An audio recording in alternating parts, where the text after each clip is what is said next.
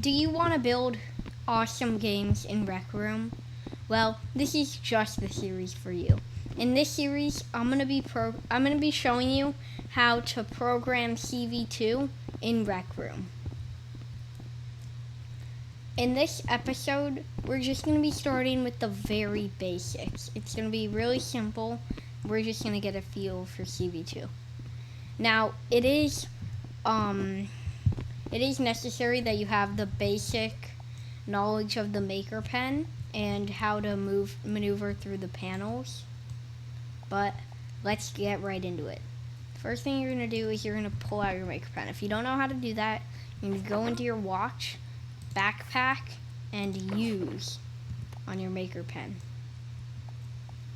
Now, what we're going to do is we're going to take out a simple component. The button. Now, here, why don't we look at these things? So right here is an executioner. What this does is it runs stuff. It makes stuff happen. Now we're going to be using this one, the pressed. Well, we're going to take out our first chip, and that's going to be the add chip.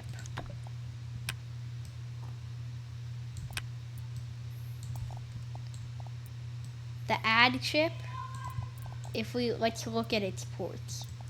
As you can see right here, it wants two values, and it's going to convert it into a sum. Now, what I want to do is I want to say when the button is pressed, it's going to add 1 to a value, and that value is going to be represented on this button. So what do we need to do that? We're going to need a number. Now, here's how we make a number.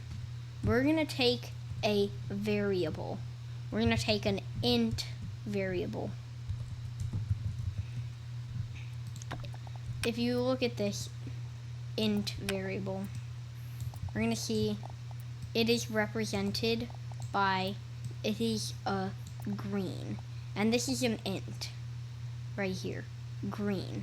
An int is a green variable, is a green port, and it represents a whole number, so no decimals. Now what we want to say is we want to say when pressed, we're going to use an executioner. So when pressed, we're going to change this to 1. I want the variable to represent 1 right now, and then we're gonna drag this here. So this is our variable. This number is our variable, and we're adding this amount to our variable. So I'm gonna add 1 to the variable. Now as you can see, this says 1. But what are we gonna do with the sum? We're gonna put this into this. So now the variable is going to become our sum. Now, what we're going to do, we wanted to set the text of our button. So we're going to take a button set text, and we're going to point it right, we're going to make it right here. And what we're going to do, we are going to connect this to this. So we're going to say after this variable is run, and it's going to add 1, we're going to set the button text to this. But as you can see, this is a string.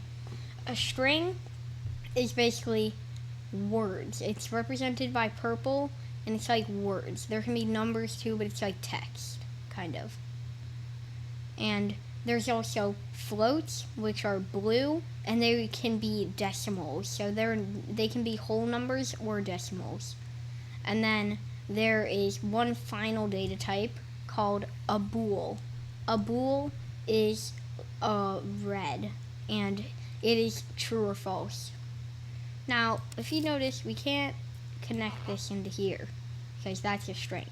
what do we have to do? We have to convert this integer into a string. So we're going to take this, and we're going to take a to string.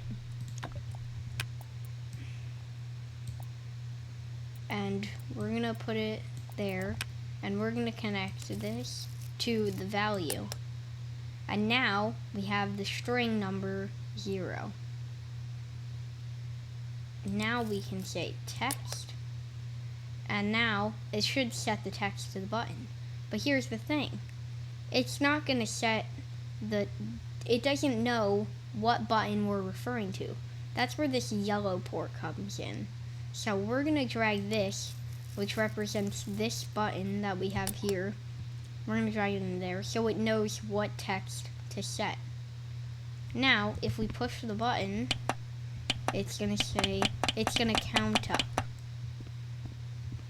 Now, I think you guys should have a brief understanding of the basics of circuits, and make sure to stay tuned for the next episode.